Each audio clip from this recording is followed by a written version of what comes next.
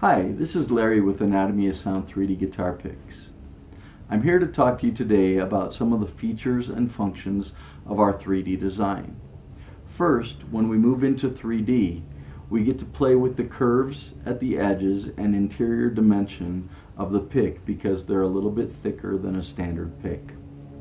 The first thing that we did was add 3 different combinations of curves at the 3 different playable corners. On the primary corner, we put 2 outside curves on each side so that when you strike a curve, you hit the top edge of a curve. You don't hit the full surface as you would on a flat pick, so there's less friction. Also, if you tip the curve, you get a different section of the curve, not an edge as you would in a flat pick. So we have a smoother and more consistent contact. We also tapered the pick from the center to the tip. This makes the pick want to slide off the strings. Combine those with a slippery material like Delrin, and we have perhaps the fastest pick on the market. When we move to the upper corners, we have a concave down. This is for maximum projection out of your instrument. This is when your pick is most likely to slip, twist, or drop from your grip. In our case, we've added a deep valley that your thumb sits in. With your thumb in this position, it actually becomes a fulcrum in a lever, so that no matter how hard you put down force on the strings, you easily counteract that with leverage from the other side, keeping your thumb seated in the groove, no slip, no twist, no drop.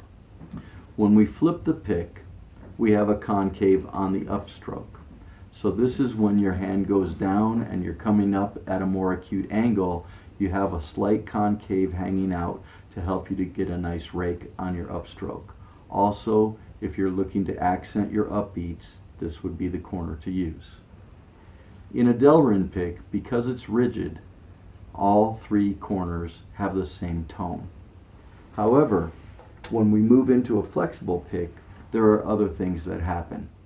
With each corner, there's a different thickness.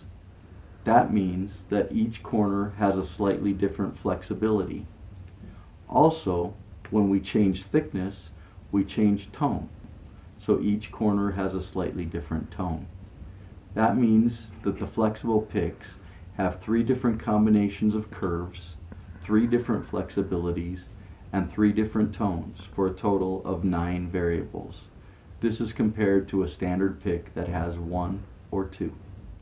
When you look at all 3 materials of the Anatomy of Sound picks in any size, that gives us a total of 21 variables. When you think about it, when you're learning a new song, you can play with all of the different corners until you find the corner that works for that song.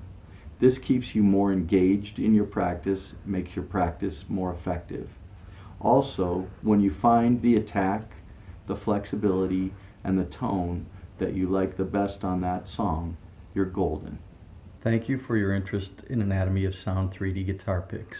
We've included a link in the description below to help you to find a retailer in your local area or to guide you to the Anatomy of Sound store.